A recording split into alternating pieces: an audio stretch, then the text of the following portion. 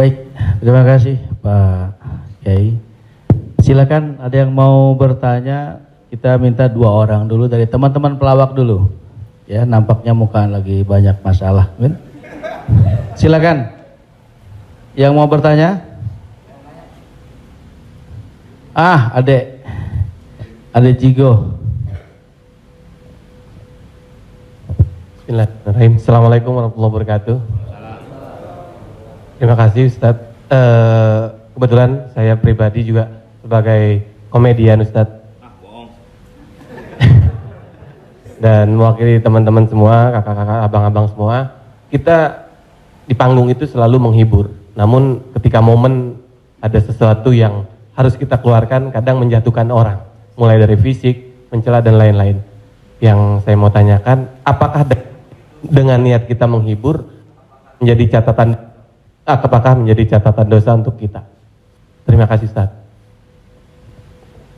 Ada seorang ulama dipanggil Imam Abu Hatim, tapi kemudian di ujung namanya itu ditambahkan kata Al-Asam. Asam diambil dari kata summum, bukmun, umyun. Umyun buta, bukmun bisu, summun tuli, peka. Jadi Abu Hatim Al-Asam artinya Abu Hatim peka, tuli. Secara bahasa itu menjatuhkan orang. Siapa itu? Itu Abu Hatim peka, Abu Hatim tuli. Karena ada beberapa orang, ada Abu Hatim, yang ini Abu Hatim peka, tuli. Tapi kenapa nama itu tetap tersemat di belakang namanya? Dan tidak ada ulama yang melarang menggunakan peka itu di belakang namanya. Karena dia tidak merasa dijatuhkan dengan itu. Lalu kemudian itu pula tidak menjatuhkan dia di depan orang banyak. Apa sebab kronologis dia dipanggil Al-Asam? Dia seorang ulama. Suatu ketika dia sedang duduk, datang seorang anak gadis bertanya fatwa kepada dia. Saat anak gadis itu bertanya fatwa tentang hukum halal haram suatu masalah, mungkin karena wallahu alam bisawab atau saking groginya atau kentut anak gadis itu di depan dia. Dia ingin menjaga marwah, harkat, martabat anak gadis ini supaya jangan sampai merasa malu, maka dia diam, pura-pura nggak dengar. Akhirnya anak gadis itu nggak jadi malu, pulang dan dia cerita ke orang lain. Aku tadi mengalami begini dan aku kentut di depan Imam Abu Hatim. Terus apa komen dia? Ternyata Abu Hatim itu peka. Dipanggil orang Abu Hatim Al-Asam, peka. Sampai akhirnya setelah anak gadis itu meninggal, Imam Abu Hatim Al-Asam panjang umurnya, meninggal anak gadis itu, barulah Abu Hatim mengatakan, aku sebetulnya nggak peka, hanya ingin menjaga kehormatan dirinya. Jadi kisah Abu Hatim Al-Asam dapat kita pahami 2 makna. Satu sisi ada saatnya kita menjaga kehormatan orang sampai mati dia. Tapi ada satu sisi kalimat yang nampaknya menjatuhkan sebenarnya tidak menjatuhkan selama kita masih saling paham, saling memahami, saling mengerti. Ada kata-kata yang mungkin kita gunakan tapi menjatuhkan dia. Padahal sepertinya pujian. Tapi ada kata-kata yang sepertinya. Jadi kalau sudah saling memahami, orang pun mengerti, maka dia tidak menjadi suatu celaan. Ya ayyuhalladzina amanu, hai orang beriman, ijtanibu katsiran minadh-dhann, jauhilah prasangka buruk, inna ba'dadh-dhanni itsmun, wala tajassasu, jangan mencari-cari kesalahan orang, wala yaghtab ba'dukum ba'dha, jangan ribah membicarakan aib orang lain, la talmizu bil alqab, janganlah kamu menggunakan gelaran-gelaran yang jelek. Bukankah tuli itu gelaran yang jelek? Iya. Tapi saat itu digunakannya bukan untuk menjatuhkan, dan mereka saling memahami tentang hal itu. Wallahu a'lam bishawab. Baik Ustaz, satu pertanyaan seputar dunia entertain. Ketika orang memerankan misalnya, mohon maaf lahir batin, main film seks, selama film itu diputar terus, sementara orangnya udah hijrah, dan saat ini film itu diputar, itu jariahnya seperti apa tuh Ustaz? Nah, ini mohon maaf lahir batin Ustaz. Hah? Nonton sama bini gue berdua.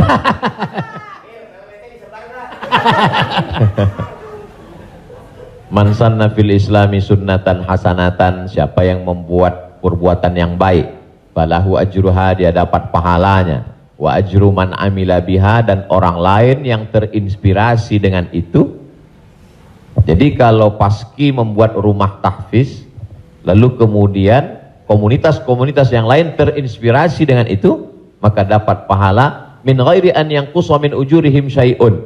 Pahala mereka tidak berkurang, sama-sama dapat 100 min ba'dih, setelah mati. Itu kalau yang baik. Bagaimana dengan yang tidak baik seperti yang tadi? Man sanna fil islami sunnatan sayyi'atan. Siapa yang membuat sesuatu yang tidak baik, falahu wizruha, dia dapat dosanya, wa wizru man amila biha, dan dosa orang lain yang melakukannya. Setiap ada terjadi pembunuhan di dunia ini, maka Kabil dapat royalti karena dia yang pertama kali melakukannya. Tapi Kabil tidak sempat taubat, tidak sempat hijrah.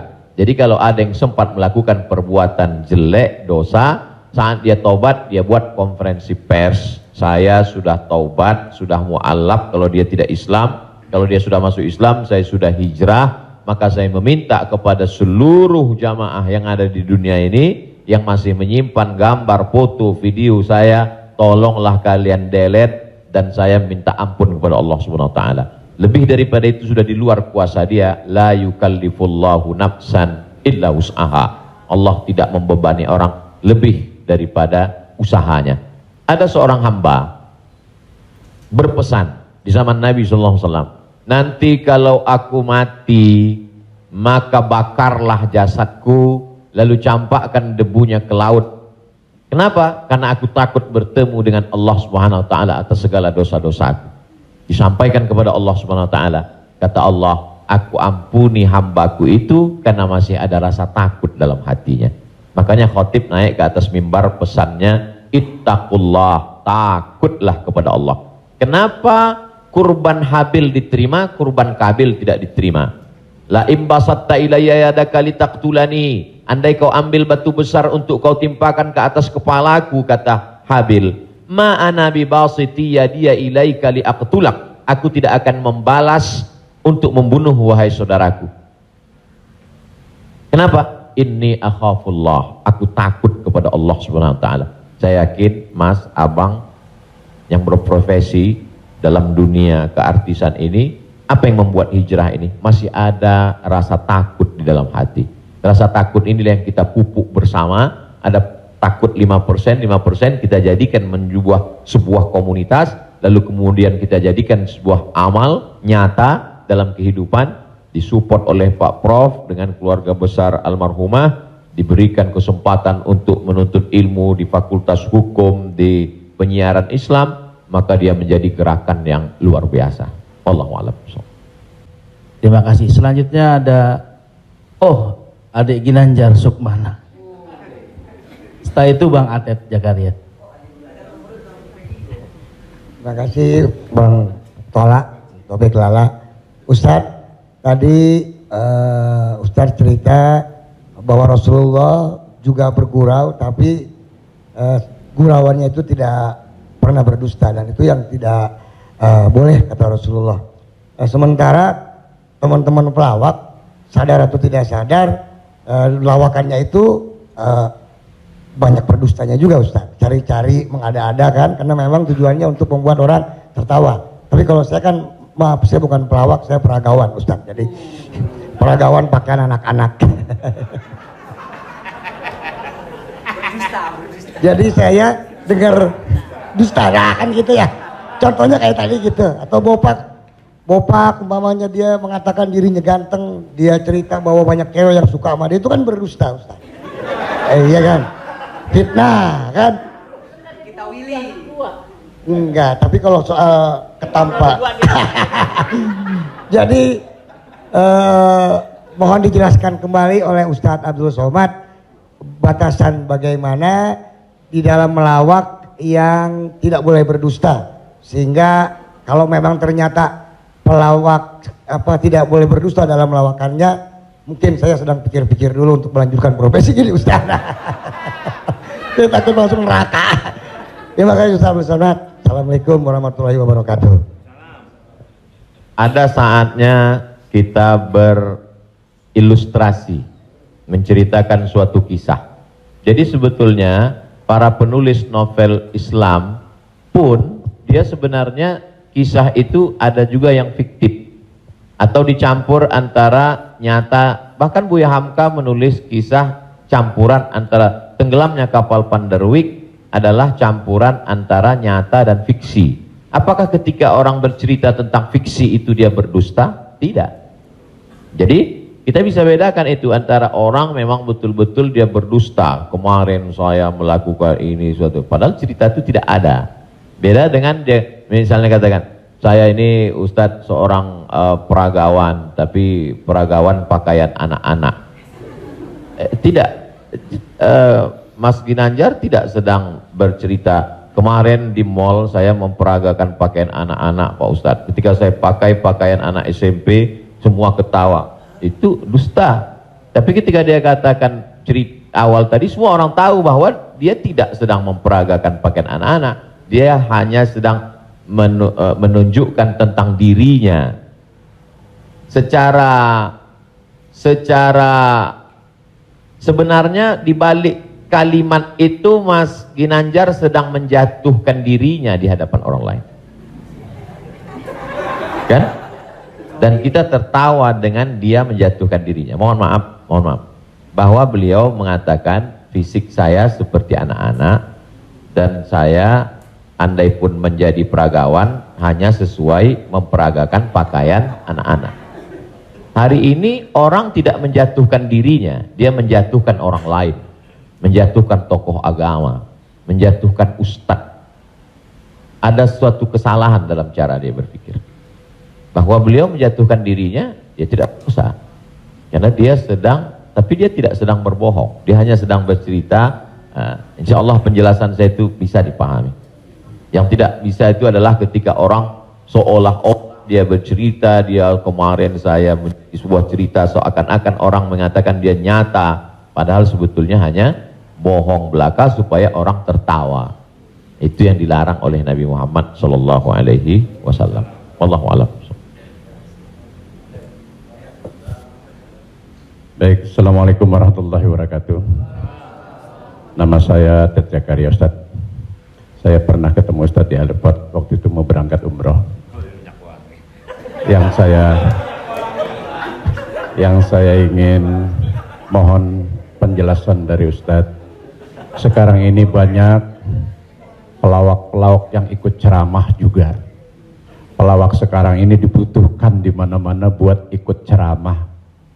Padahal kalau kita lihat pelawak itu kemampuannya sangat minim, bahkan sudah menjual dengan harga yang mahal.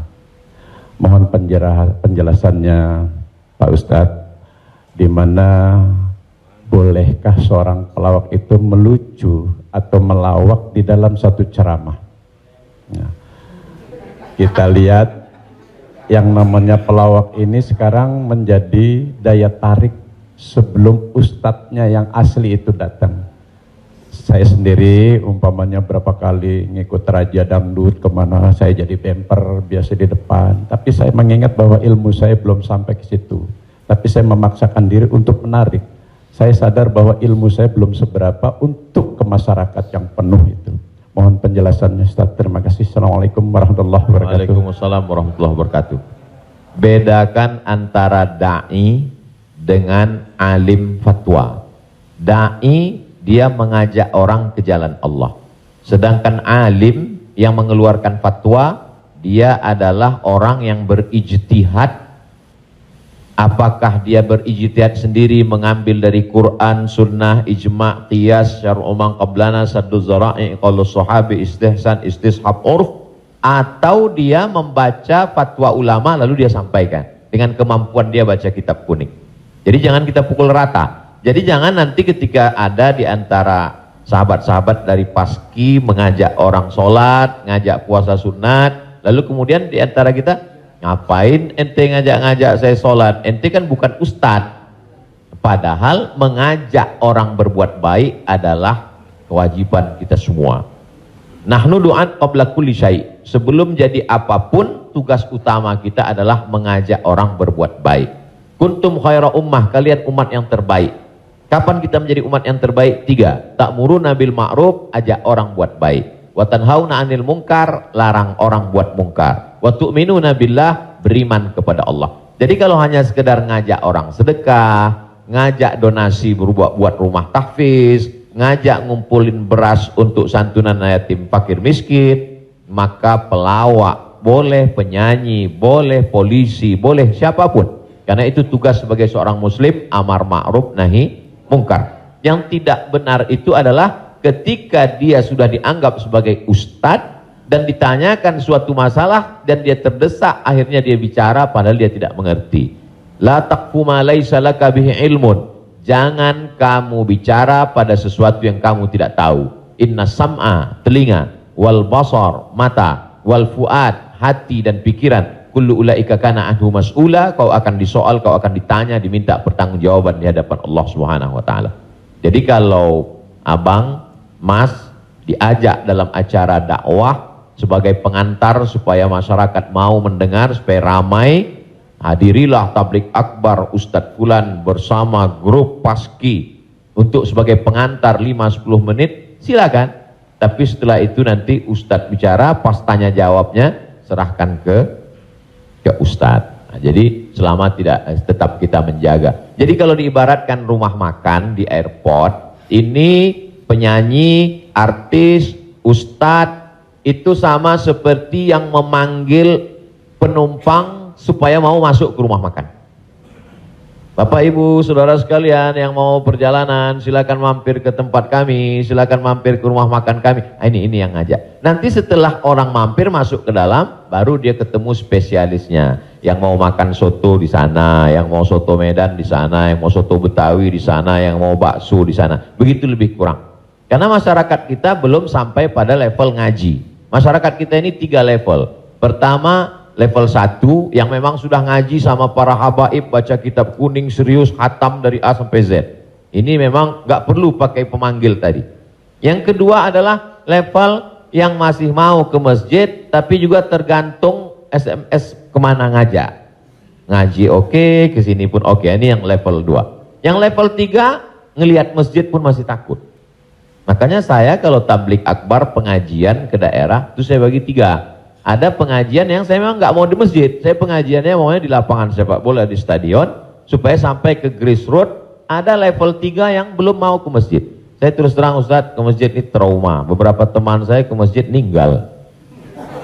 Nah, jadi yang level ini masih mau, masih bercampur. Jadi kalau ada orang yang ngejek, apa itu? Dakwah apa itu? Pengajian apa itu? Kenapa melibatkan artis? Ini salah satu cara. Jadi Wali Songo dulu, tidak bisa Wali Songo datang ujuk-ujuk langsung baca kitab kuning, nggak bisa. Makanya mereka buat solawatan. Dia tahu tradisi orang Jawa pukul gending, pakai wayang. Maka dia buat cara wayang. Dia pakai wayang. Jadi sekarang kalau mampu buat film pendek atau melibatkan artis, video tanya jawab saya dengan pertanyaan yang sama, dengan jawaban yang sama, tapi dengan pengantar artis berbeda viewernya. Yang ngasih tahu penonton. Ustadz coba Ustadz lihat ini. Ini dengan musyawarah sekian penontonnya. Tapi ketika Ustadz di masjid dengan jamaah sekian penontonnya. Artinya apa? Dakwah bisa sampai melalui lisan sahabat-sahabat, kawan-kawan. Jadi pakai kesempatan ini untuk mengajak orang lebih banyak ke jalan Allah Subhanahu wa taala. Wallahu a'lam. Barakallah.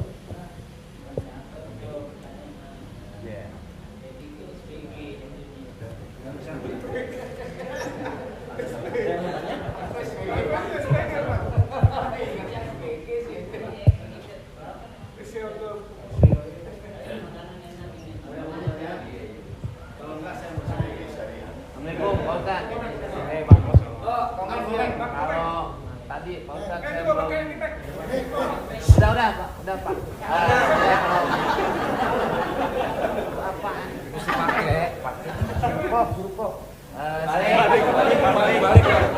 Saya belum paham yang tadi Pak Ustadz bilang apa wasaah apa wasi. Oh, lo jangan nyampur. Agama lo beda lo. Wasaah sambil bercanda apa tadi gitu. Pak Ustadz lupa ya, nanti saya jelasin lagi. Apa tadi? Wasaah kalau nggak salah. Nggak tahu, Wa Ujang adanya kali. Ya Pak Ustaz. Ya itu. Wasilah. Bukan. Wasa'ah apa wasi'ah? Tentu baik, tentu buruk. Wassalam habis dong. Ya? Sa'ah wa sa'ah. Nah, itu Pak Ustaz. Sa'ah. Jadi ketika itu ucapan hadis Nabi. Ada seorang sahabat, dia datang menemui Nabi. Kenapa ketika kami duduk bersamamu ya Rasulullah di dalam Masjid Nabawi, di majelis ilmu, kami merasa dekat dengan Allah. Kami merasa takut kepada Allah. Tapi ketika kami pulang ke rumah, ketemu dengan anak istri bersenda gurau, kok rasanya beda. Lalu apa kata Nabi? Sa'ah wa sa'ah. Hidup ini ada masanya serius, ada masanya bercanda, ada masanya begini. Lau kuntum kama kuntum la safahatkumul malaikah. Seandainya kamu seperti itu terus, seperti saat berada denganku di hadapanku di masjid, tidak berubah-berubah, turun malaikat bersalaman dengan kamu, kata Nabi SAW. Jadi sahabat itu pun mengalami seperti yang kita alami dan kekhawatiran seperti kekhawatiran kita. Ketika kita duduk dengan Habib, dengan Ustadz di masjid, dengan Kiai, dengan Tuan Guru, terasa begitu full iman. Tapi begitu pulang ke rumah, kok begitu ya? Rasa yang kita rasakan sekarang dirasakan juga sahabat Nabi dulu, dan mereka tanya, kata Nabi nggak salah. Karena hidup ini ada sa'ah wa sa'ah. Sa'ah artinya bahasa Indonesianya saat. Semua ada saatnya, semua ada masanya. Selama tidak kita katakan, kamu kok mabuk kemarin? Semua ada saatnya. Ada saatnya mabuk, ada saatnya. Allah. Terima kasih Pak Ustaz. Paham ya? Enggak. Ya, paham dong.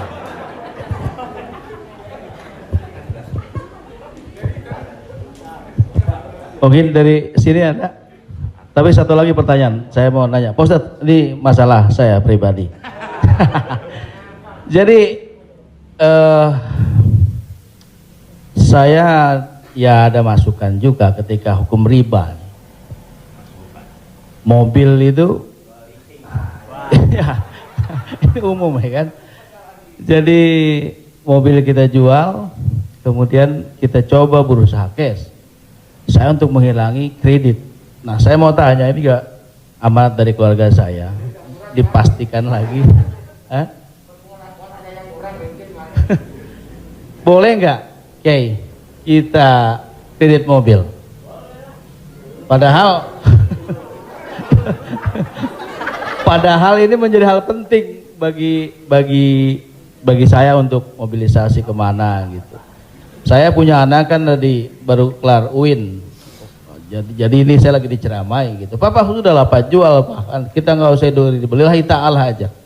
Ya saya bilang ini lillahi ta'ala, agak-agak susah nak, saya bilang gitu. Tapi ini real, saya jual, saya mencoba untuk beli cash, nungguin cash lama. Jadi jangan suka buka aib orang, Mbak.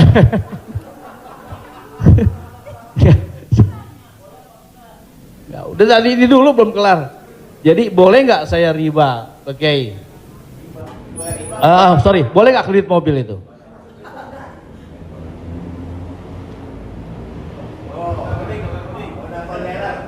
Alhamdulillah CRV jadi baru gue.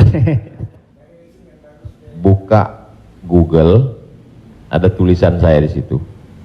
Nanti Bapak, Ibu, Abang, Mas share ke teman-teman. Buka Google, tulis di situ Somat Morocco, SOMADMOROCCO, Somat Morocco, SOMADMOROCCO, Somat Morocco, spasi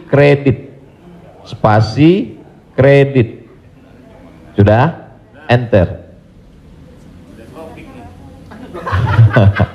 Somat Morocco spasi kredit, tulisan yang paling atas kredit, ada tanda tanya, ASKA. Di situ jawaban.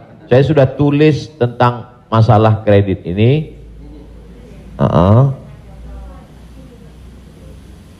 Di situ.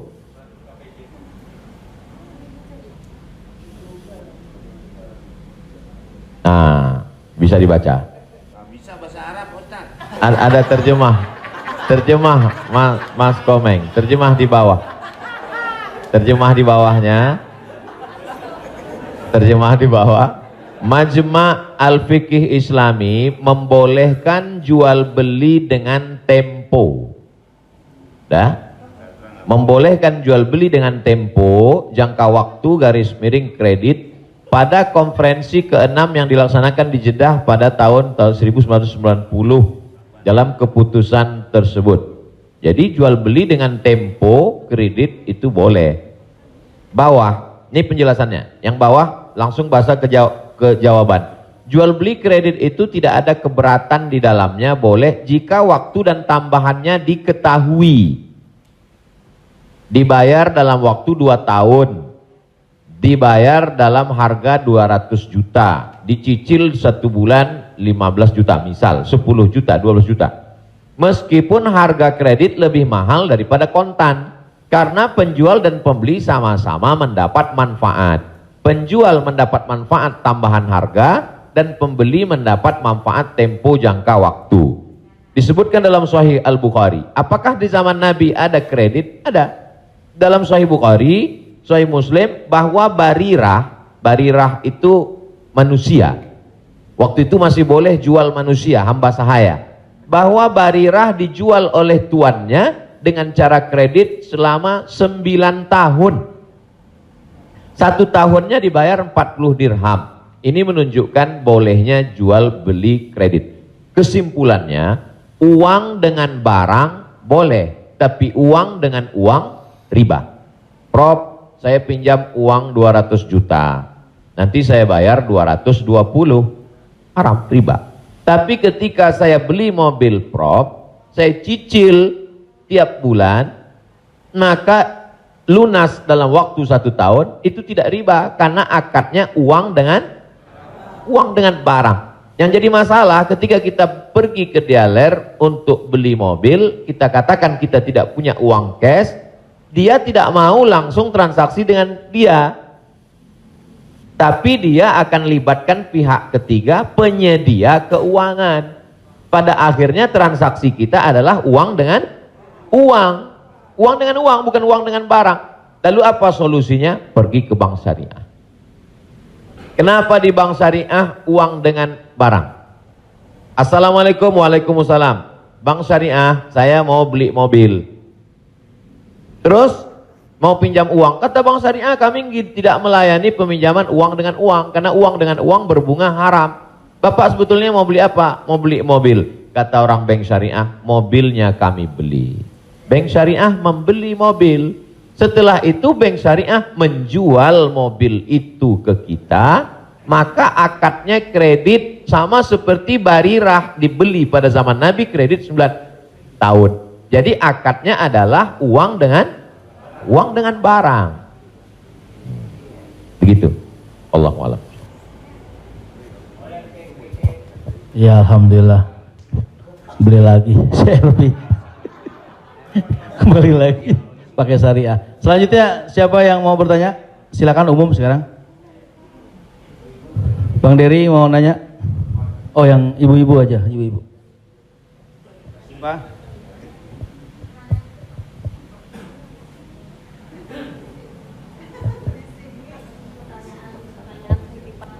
Jadi Ustadz, mohon maaf Ustadz, tadi di garis bawahin lagi. Jadi artinya leasingnya yang nggak boleh ya Ustadz. Misalnya kita beli kepada dealer mobil, kita bercicil kepada yang punya dealernya boleh. Tapi kalau kita minta dari kayak sekarang banyak perusahaan-perusahaan leasing, itu yang tidak boleh. Maksudnya itu Ustadz.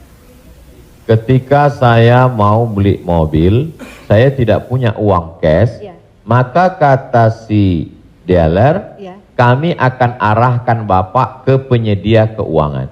Maka sebenarnya saat itu saya membeli mobil itu cash sebenarnya. Karena dealer tidak mau dia barang ini tidak cash. Jadi kemudian yang saya cicil setiap bulan itu adalah bukan mobilnya tapi uangnya. Maka saya terjebak pada rentenir, riba, bahasa kerennya leasing segala macam. Inilah yang menyebabkan haramnya, karena transaksinya adalah uang dengan uang. Lalu solusinya mana Ustadz? bank syariah. Iya. Karena di bank syariah itu disitulah letak. Jadi orang yang tidak mengerti dia katakan sama aja bank syariah dengan konvensional, bedanya pegawainya pakai jilbab, masuknya assalamualaikum. Enggak. Perbedaan dalam jual beli dalam Islam itu adalah pada akadnya. Maka bank syariah membeli mobil itu milik bank syariah, maka saya membeli mobil itu secara cicil, akadnya adalah uang dengan barang. Oh, Wallahu a'lam. Satu lagi Ustaz, kalau beli emas secara online itu gimana Ustaz? Sebagian ulama mengatakan membeli emas secara online tidak langsung dan dicicil riba. Mengapa mereka mengatakan riba? Karena transaksi itu uang dengan uang. Oh, ini enggak uang dengan uang Ustadz. Ini Ustadz uang rupiah. Lalu kemudian yang jual ini kan emas. Di zaman Nabi enggak ada uang kertas. Di zaman Nabi hanya ada dua uang. Yang pertama dinar, uang emas. Yang kedua dirham, uang perak. Maka ketika saya beli emas tidak cash, maka sesungguhnya akadnya adalah uang dengan uang rupiah dengan uang emas. Itulah orang yang mengatakan nggak boleh beli emas kalau nggak cash, karena transaksinya uang dengan uang. Tapi pendapat kedua mengatakan boleh beli emas kredit tidak cash. Kenapa? Karena zaman sekarang emas sebagai komoditi, emas sebagai barang, emas bukan sebagai uang. Dan fatwa Majelis Ulama, fatwa Ormas Islam kontemporer mengatakan boleh beli emas tidak cash karena emas zaman sekarang bukan uang. Emas sekarang adalah barang. Jadi sama dengan kalau saya beli mobil boleh kredit, maka beli gelang juga boleh karena bukan uang dengan uang. Di situ letak sebab boleh tidak bolehnya. Wallahu a'lam.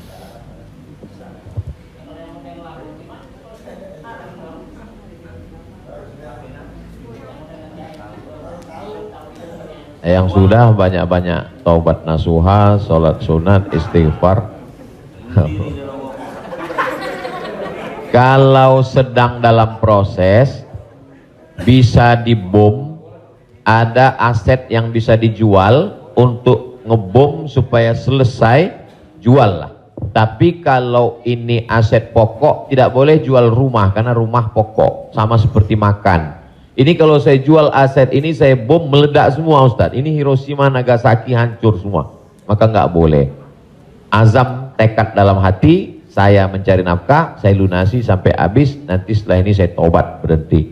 Tapi kalau bisa jual satu petak ini lalu ditutup ini, lakukanlah untuk melepaskan diri dari riba. Karena riba itu 5 ancamannya. Yang pertama, alladzina ya'kuluna riba la yaqumuna illa kama yaqumul ladzi yatakhabbathu syaitanu minal mas. Orang yang makan riba nanti bangun bangkit dari kubur ketika di padang mahsyar seperti orang kerasukan setan. Yang kedua, ayyuma lahmin nabata min haramin fannaru aulabih. Setiap daging di badan tumbuh dari yang haram, maka tempatnya api neraka jahanam. Yang ketiga, orang kalau dia makan haram, maka doanya tidak dikabulkan Allah. Mat'amuhu haram, makanannya haram. Mashrabuhu haram, minumannya haram. Malbasuhu haram, pakaiannya haram. Wa ghuziya bil haram, dia diberi makanan haram. Anna yustajabulah, apakah mungkin doanya dikabulkan Allah? Yang ketiga, yang keempat, nasiyatin kazibatin khati'ah. Ubun-ubun, penipu, pembohong, pelaku dosa. Padahal yang berdosa itu tangan, yang berdosa itu mulut. Kenapa dikatakan ubun-ubun? Karena ternyata ada otak bagian depan yang selalu kita usap ketika sedang wudu. Disitulah pemikir. Otak ini berpikir ketika dia dapat semprotan darah. Darah itu menyembur dari jantung. Darah itu dari makanan. Sepiring makanan riba berubah menjadi setetes darah, disemburkan oleh jantung naik ke otak, isi otak haram, maka bawaannya mau haram saja. Gara-gara riba. Heran saya ini Pak Ustadz, kenapa pikiran saya ini mau haram saja? Sebabnya gara-gara makan riba. Yang terakhir, yang kelima adalah tidak ada keberkahan. Hidup ini yang kita cari berkahnya. Makanya ketika anak lahir yang didoakan berkah. Barakallahu laka fil mauhub. Ketika orang menikah yang didoakan berkah. Barakallahu lakuma wa baraka alaikuma. Ketika ketemu yang didoakan berkah. Assalamualaikum warahmatullahi wabarakatuh. Ketika makan yang diminta berkah. Allahumma barik lana. Wallahu a'lam.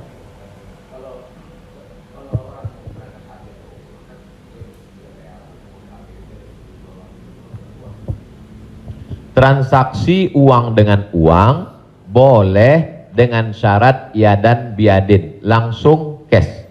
Maka ketika sampai di Makkah, saya keluarkan uang rupiah, saya katakan saya mau beli rial, langsung cash, boleh. Begitu juga membeli dolar. Saya sampai ke Maroko, saya beli dirham. Maka pemerintah Saudi Arabia tidak akan bisa mengizinkan buka money changer, uang, pertukaran uang ini kalau tidak ada fatwa dari ulama. Mereka amat sangat ketat. Jadi boleh tukar ini selama dia langsung dan cash di tempat itu, langsung jadi. Wallahu a'lam. Ustaz, Assalamualaikum. Ustaz, saya mau nanya Ustaz, berkaitan dengan kredit tadi, ada juga selain kredit namanya gadai Ustaz.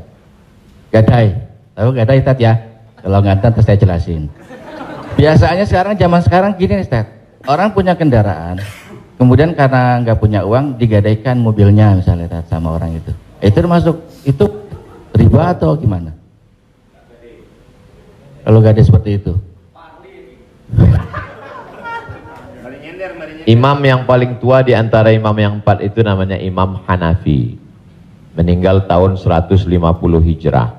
Suatu ketika dia berdiri di depan rumah orang.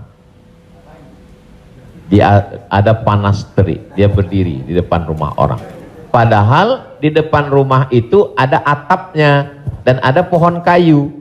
Lalu orang bertanya kepada Imam Hanafi, Imam Hanafi, kenapa kamu tidak mau berlindung di bawah atap yang punya rumah itu? Dan kenapa kamu tidak mau berlindung di bawah pohon kayu? Kan lebih baik berlindung daripada kena panas.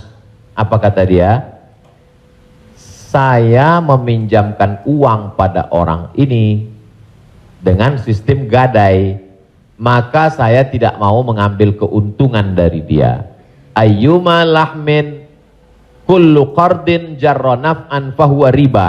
Setiap gadai pinjaman kalau kita ambil manfaat maka itu berarti riba. Tidak mau bernaung di bawah atap rumahnya karena itu dianggap sebagai manfaat. Jadi manfaat tidak hanya sebagai uang tapi juga manfaat sampai sekecil itu dia menjaga dirinya. Jadi gadai dalam Islam hukumnya boleh, tapi jangan ambil manfaat dari gadai.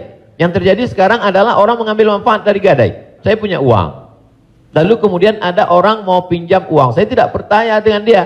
Ustadz pinjam uang 100 juta, saya nggak percaya. Kalau Ustadz nggak percaya, ini sawah saya 1 hektar. Ketika dia kasih sawahnya ke saya, maka sawah itu cukup sebagai jaminan. Tapi yang dilakukan orang sekarang adalah sawah itu dia tanam padi, dia ambil hasilnya. Hasilnya itu riba.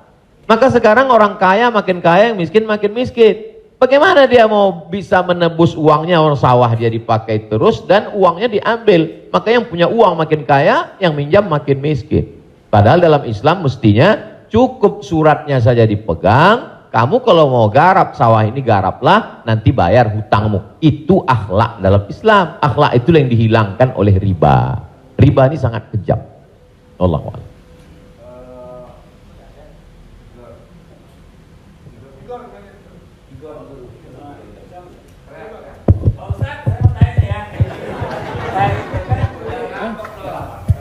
Pak Ustadz, Assalamualaikum. Assalamualaikum warahmatullahi wabarakatuh Pak Ustadz. Saya ini pernah Islam, balik ke Kristen, balik lagi ke Islam lagi. Itu gimana itu ceritanya Pak Ustadz? Innalladzina amanu, beriman, summa kafaru, murtad, summa amanu, kemudian beriman, summa kafaru, murtad, summa zdadu kufran, maka barulah tidak diterima. Jadi kalau Islam setelah itu dia murtad, balik lagi ke Islam, maka dia diterima. Amanu, summa kafaru, summa amanu, summa kafaru, summa zdadu kufran. Nah, ini baru tidak diterima. Nah, sebab itu mudah-mudahan Bang Tigor istiqomah dalam iman dan Islam.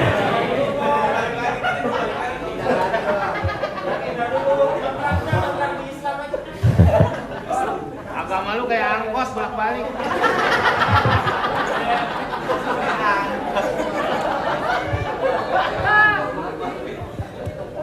Tapi saya sudah tetap sekarang. Amin. Ya Allah. Saya udah umroh, Ustaz. Jadi Ya Allah. Jadi balik Bang, ke jalan yang benar. Insya Allah. Jadi Bang Taufik, kajian paski mungkin kerjasama dengan musyawarah supaya terus, atau kalau tidak ingin satu majelis, ustadznya nanti setelah di sana pagi misalnya, sore di paski. Kemudian ngaji ini, kalau sekedar ngaji kita nggak ada tantangan, mesti ada sosialnya. Misalnya ngumpulin beras. Jadi saya sendiri tidak hanya sekedar ngaji, saya khususkan hari Jumat kedua setiap bulan, saya di Pekanbaru, hari Jumat khutbah Jumat, habis itu bagi beras ke masyarakat pelosok yang sulit. Lalu siapa yang menjadi relawannya? Yaitu relawan-relawan Biker Subuhan, mantan petato, kemudian hijrah,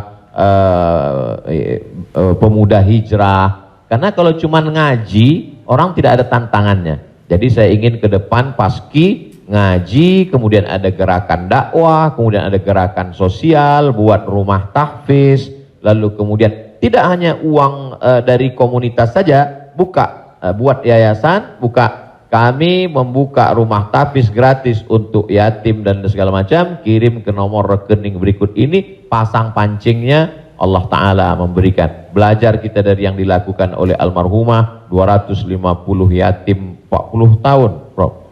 43 tahun bisa tidak putus. Inspirasi.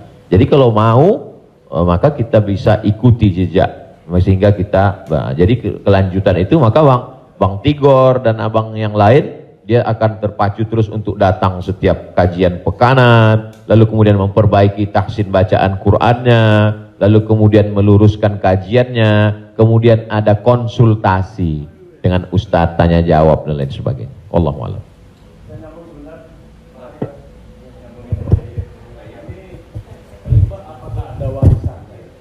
Kalau kita dengar dalam kalau kita melayat, sering orang bilang kalau almarhum atau almarhumah punya utang piutang berhubungan dengan keluarga, sedangkan kita nggak tahu bahwa itu adalah riba, apakah termasuk warisan itu dosanya? Terima kasih.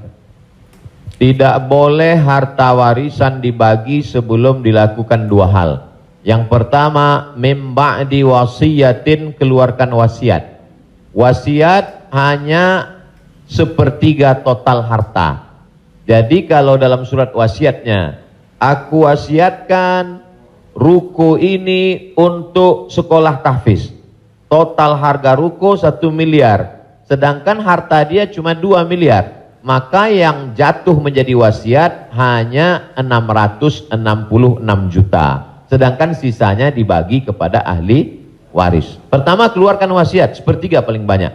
Setelah keluar wasiat, mim ba'di wasiyatin yusa biha au dain. Dain, bayarkan hutangnya. Jadi kalau ada orang meninggal, hutangnya dibayarkan dari harta warisan.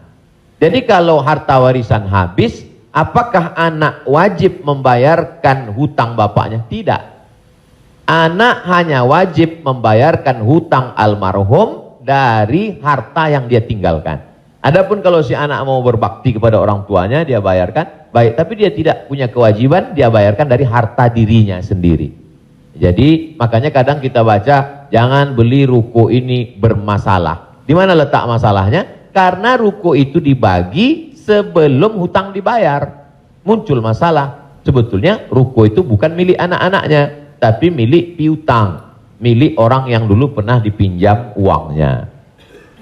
2 keluarkan, baru bagi harta warisan. Allahu a'lam.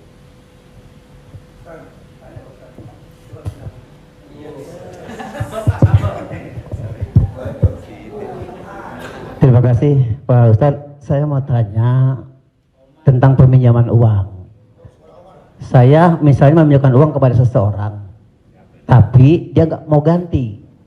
Nah terus kita nggak mau nagih karena takut menjadi sebuah permusuhan. Kan ada peribahasa memberikan pinjaman hutang itu sama juga menanamkan musuh. Nah bagaimana hukumnya? Apakah ini harus ditagih sama kita ataukah dibiarkan? Terima kasih Pak Ustadz. Assalamualaikum warahmatullahi wabarakatuh. Waalaikumsalam. Ayat yang paling panjang dalam Al-Quran, 1 halaman penuh, Al-Baqarah 282. Bukan tentang haji, bukan tentang puasa, tapi tentang perjanjian hutang piutang. Ya ayyuhalladzina amanu, wahai orang beriman, idza tadayantum bidainin, kalau kamu menjalin transaksi hutang piutang ila ajalim musamma, sampai batas waktu limit tertentu, faktubuh, tulislah. Wal yaktub bainakum katibun bil adli, hendaklah ada seorang penulis yang menulis dengan adil. Wastashhidu syahidaini mir rijalikum, ada 2 orang saksi. Antadil, kalau tidak ada 2 orang laki-laki, wa maraat, 1 orang perempuan, wa maraatani, 2 orang perempuan. Antadilla ihdahuma fatudzakkira ihdahumal ukhra. Sedetil itu dalam Al-Quran.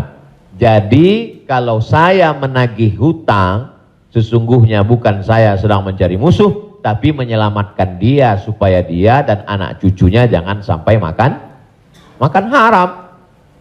Kalau dia tidak sanggup, ayat yang kedua, fanaziratun ila maisarah, kasih sampai batas waktu dia lapang. Kamu bisa bayar kapan?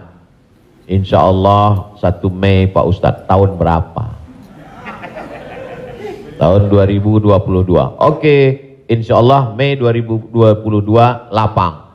Tidak juga dia sanggup membayar, lebih banyak minyak kita nagih daripada uang yang mau ditagih. Masuk ayat ketiga, wa antasaddaqu khairul lakum, kamu sedekahkan lebih baik.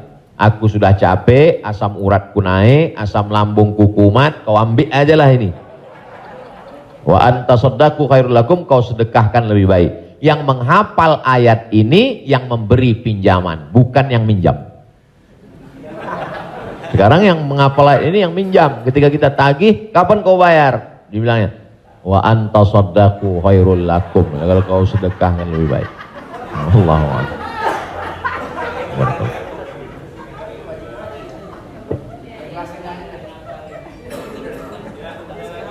Ada yang nanya lagi? Ada yang nanya lagi ya? Di luar utang piutang.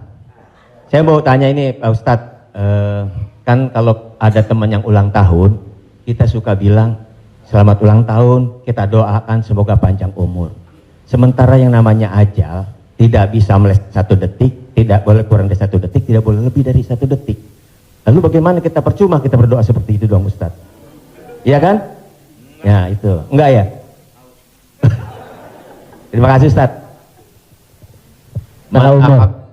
Man ahabba ayyubsata lahu fi rizqihi, siapa yang mau dilapangkan rezekinya, wa yunsa'alahu fi atharihi, mau dipanjangkan umurnya, falyasil rahimahu, hendaklah dia menyambung tali silaturahim. Katanya dengan silaturahim umur bertambah. Padahal dalam ayat Quran, idza jaa ajaluhum, kalau ajal sudah sampai, la yastakhiruna sa'atan, tak bisa ditunda walau sesaat. Wala yastaqdimun, tidak bisa dimajukan oleh saat. Apakah kontradiktif antara ayat dengan hadis dengan doa dari Mas Dery bahwa umur bisa bertambah? Tidak kontradiktif. Lalu yang kontradiktif itu apa? Pemahaman kita. Dijawab oleh Syekh Muhammad Mutawalli Asy'arawi, ulama besar dari Al-Azhar Kairo Mesir. Nama kitabnya Fatawa Al-Kubra, fatwa-fatwa besar, bahwa umur tidak ditambah, tapi doa panjang umur dan bersilaturahim panjang umur itu maksudnya kualitas umurnya bertambah. Ada orang yang umurnya 40 tahun tapi hafal Quran, berzikir, diisi dengan wakaf, infak, sedekah. Ada 40 rumah warung jatuh mati. Jadi yang dimaksud kita doakan, semoga Mas Dery dan semua paski kita semua panjang umur. Maksudnya umurnya berkualitas, berisi. Itu. Wallahu a'lam.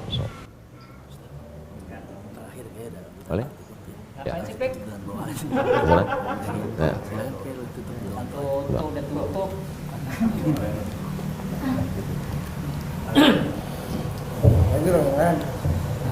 Nah. Bapak Ibu yang berbahagia, karena Pak Kiai agak capek besok mau ke Riau, mau pulang kampung. Jadi kita ikut. Biayanya nggak ada ragu. Jadi, iya, alhamdulillah sudah dicukupkan untuk pertanyaan. Nanti kalau yang mau bertanya, tulis saja surat, langsung kirim ke Bopak. Biar Bopak yang kirim ke Ustaz Somad. Baik, Bapak Ibu yang berbahagia, alhamdulillah kita sudah mendapat pencerahan. Mudah-mudahan ini menjadi langkah awal kita untuk mendekati agama kita dengan bijak tentunya. Semoga Allah memberikan kecerdasan kepada kita. Di sisa umur kita ini, mudah-mudahan menjadi orang yang bermanfaat buat diri dan agama secara bangsa. Amin.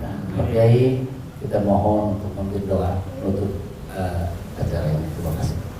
Astaghfirullahaladzim, astaghfirullahaladzim, astaghfirullahaladzim, alladzi la ilaha illa huwal hayyul qayyum wa atubu ilaih.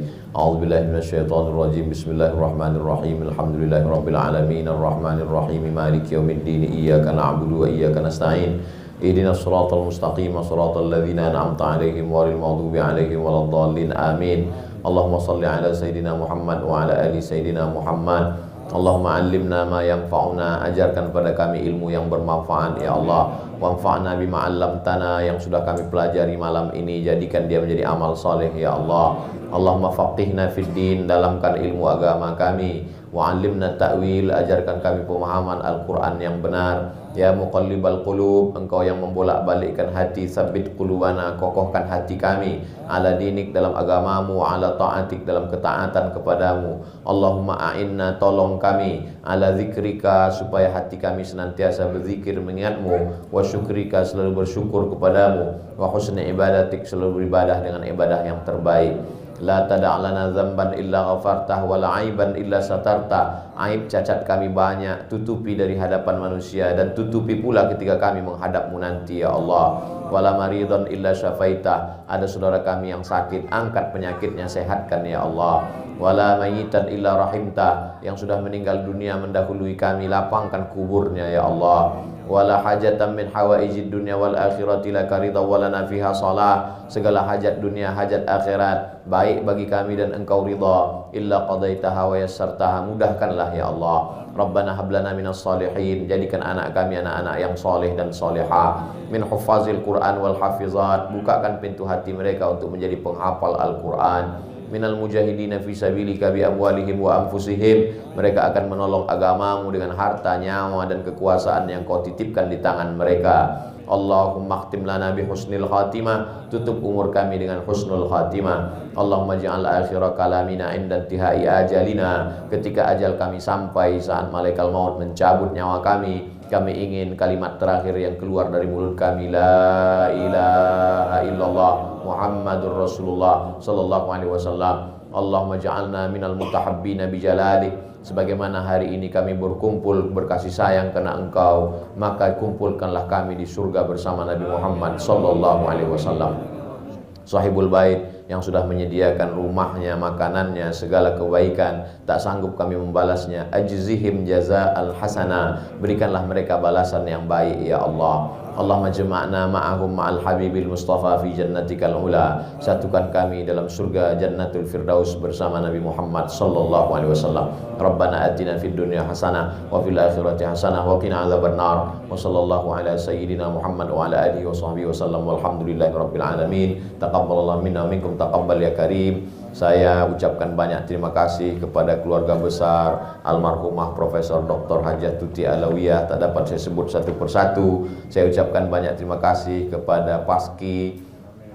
Malam ini amat sangat berbahagia, senang bisa saya bertemu dengan orang-orang yang selama ini saya senangi hiburannya, candanya, gurauannya, mudah-mudahan Allah panjangkan umur mereka insyaallah. Jazakumullah khairul jaza. Wassalamualaikum warahmatullahi wabarakatuh. Waalaikumsalam warahmatullahi wabarakatuh.